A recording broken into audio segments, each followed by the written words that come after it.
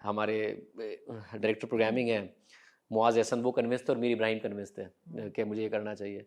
तो उस वक्त फिर बाल इस तरीके से बनाए, टाई पहनना शुरू की, ग्लासेस इस किस्म के लगाना शुरू किए ताकि मैं ज़रा एज इतनी लगे कि आप जैसे लोग मुझे सीरियस लें। अब तो लेते हैं, उस वक्त सीरियस लें, बट खुदा का शुक्र है लोगों ने सीरियस लिया। तो मैं, ये तो ख्वाब था जो पूरा हुआ, बाकी तो सारा बोनस है। Case 9 is a bonus. Frankly अगर मैं जियो में नहीं होता, और आमतौर पर होता है कि आप अपने ताल्लुकात को अच्छे तरीके से इस्तेमाल करें, बुरे तरीके से, अगर मैं जियो में नहीं होता तो मेरे पास ये प्रिविलेज कैसे होता कि मैं ये स्क्रिप्ट लिख के, मुझे ये मौका मिलता कि मैं मीर इब्राहिम को रात 11 बजे से सुबह 5 बजे तक सुना सकूं। मैं ये कह सकूं कि मेरा स्क्रिप्ट प्लीज़ किसी और को ना पढ़वाइएगा, असद कुरैशी साहब को पढ़वाइएगा। बाय द वे, यहाँ जाने से पहले मैंने इंडस्ट्री की काफ़ी ख़वातीन के साथ स्क्रिप्ट शेयर किया था, अपनी फैमिली में बहुत के साथ शेयर किया। और वाई ओपिनियन, क्यों ओपिनियन बहुत ज़्यादा इंपॉर्टेंट होता है लोगों का, और पर्सपेक्टिव बहुत ज़्यादा इंपॉर्टेंट होता है। हमने कभी अपने शो में भी नहीं सोचा हमने कि हम जो कह रहे हैं बस वही आखिरी वकील, और ना मैंने केस 9 के बारे में सोचा। वो लगा भी नहीं देखने में। हमें अपने शो के लिए कोई भी फीडबैक दे, हम बहुत ही वेलकम करते हैं। इनफैक्ट ये शो अच्छा ही इसलिए है, मैं रोज़ाना अपना प्रपोजल भेजता हूँ अपनी टीम को, आज भी भेजा हुआ है।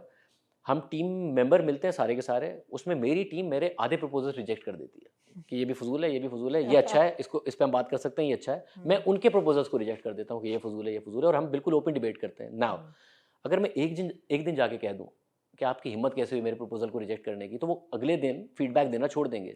मगर उसके कुछ दिन बाद ये प्रोग्राम भी वैसा नहीं रहेगा जैसा है। प्रोग्राम बुरा हो जाएगा, क्योंकि ये प्रोग्राम सिर्फ और सिर्फ शाहजेब खानज़ादा की सोच बयान कर रहा होगा, जिसमें शाहजेब बहुत सारी जगहों पे गलत भी होगा। तो फीडबैक हमेशा इंपॉर्टेंट है। हम अपना शो भी ऐसे डेवलप करते हैं, बहुत अच्छी टीम है हमारी।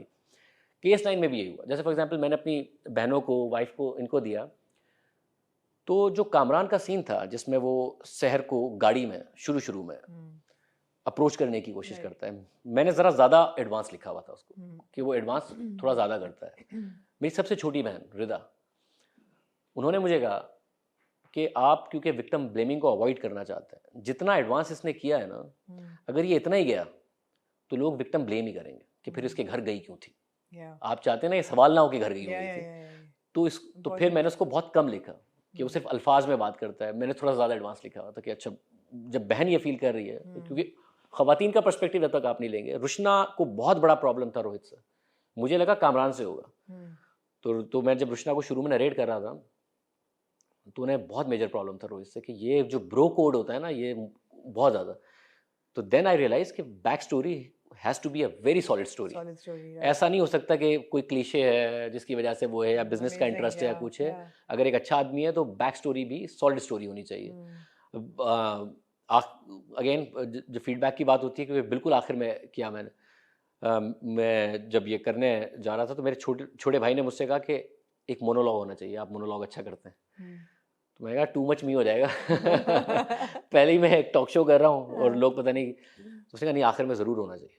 और मैं आखिर तक बहुत ज़्यादा डरा हुआ था उस मोनोलॉग को लेके, मगर वो लोगों ने बहुत ज़्यादा उसको अच्छा रिसीव किया। नहीं, लेकिन आपने कहा आपने हेयर स्टाइल चेंज किया, ग्लासेस चेंज की, पहनने का तरीका, बात करने का भी तरीका।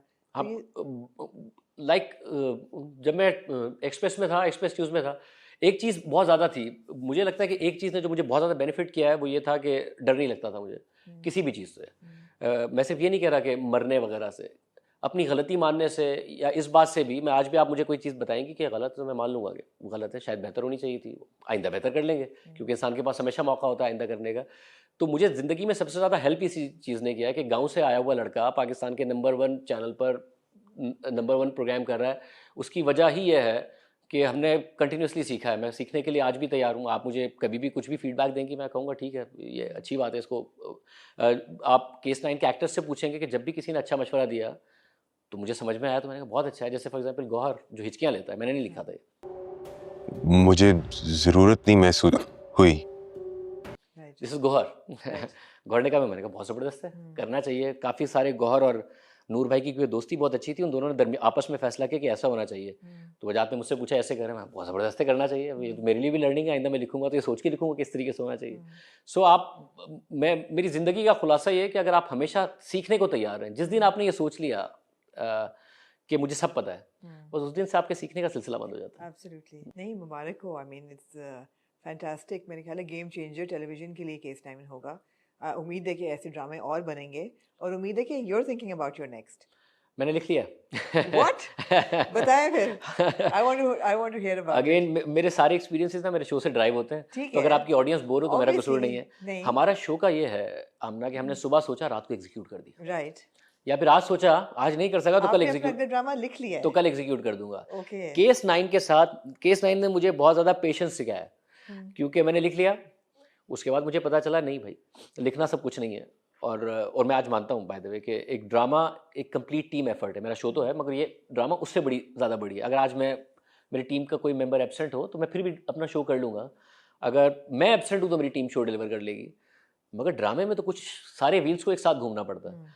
अगर ये स्क्रिप्ट को अच्छा डायरेक्टर ना मिलता वजाद जैसा तो ये वर्ड्स रह जाते हैं। अगर अच्छी प्रोडक्शन ना मिलती जो कि सेवन स्काई ने और जियो ने बहुत हाई स्केल पर की तो भी वर्ड्स रह जाते हैं। अच्छे एक्टर्स ना मिलते, इसमें सोचें कि एक कैरेक्टर अच्छा ना होता, बुखारी अच्छा ना होता, बिनिश अच्छा ना होती, सहर अच्छी ना होती, कामरान अच्छा ना होता, किरण अच्छी ना होती, बहुत सारे दूसरे कैरेक्टर्स, तो ये फिर स्क्रिप्ट ऐसा ही रह जाता और लोगों का फोकस उस पर चला जाता। तो बहुत ज़बरदस्त काम किया, it's a complete team effort. हाँ, मैं ये कह रहा था, लिखा क्या आपने? तो मैं आपको बताता हूँ, मुझे ये होने लगा कि इसमें तो बहुत टाइम लगता है। मैंने लिख दिया, प्रोडक्शन हाउस मान गया, डायरेक्टर भी आ गया, इसमें तो अभी भी 3-4 महीने हैं, और फिर जब शूट हो रही है तो 8-10 महीने हैं।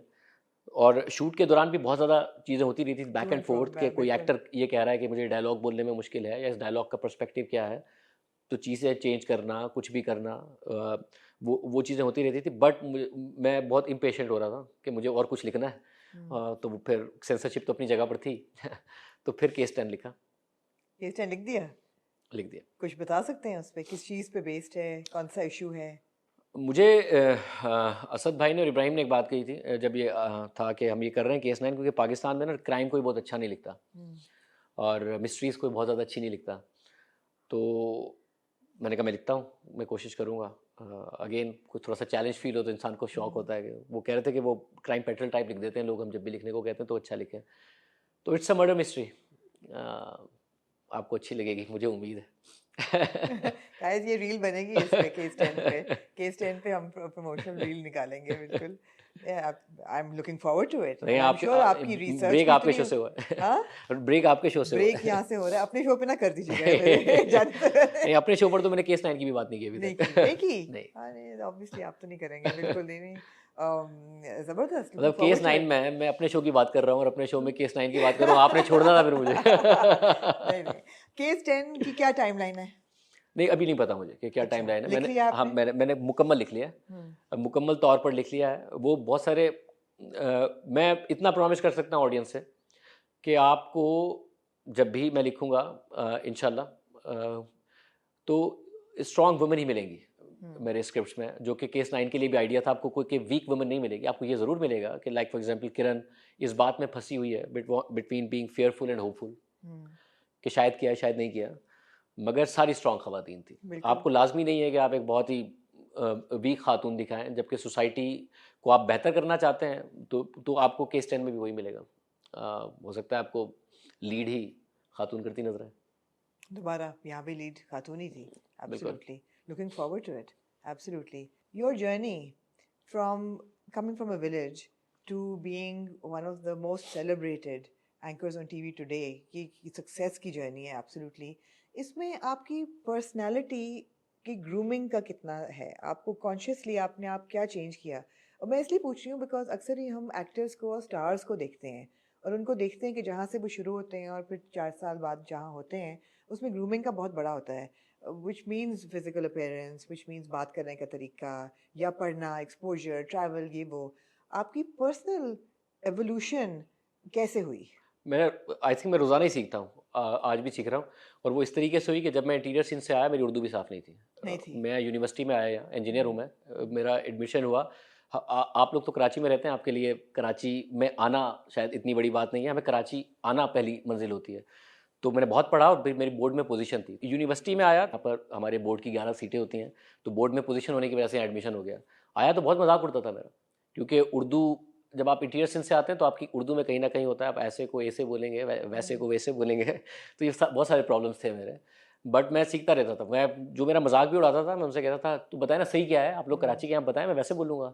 तो फिर उनसे सीखता रहता था। अभी भी प्रोनाउंसिएशन में इंप्रूव करता रहता हूँ, क्योंकि जो ज़ाहिर है बाय डिफ़ॉल्ट आपकी अगर ख़राब होती है तो काफ़ी चीज़ें इंप्रूव होती हैं। रुशना की भी इंप्रूव करता रहता हूँ कुछ वो अगर कुछ हो, क्योंकि वो कनाडा से ज़्यादा हाँ तो उन्हें भी बताता रहता हूँ। तो मैंने आई थिंक यूनिवर्सिटी में आया तब भी इतना नहीं हुआ।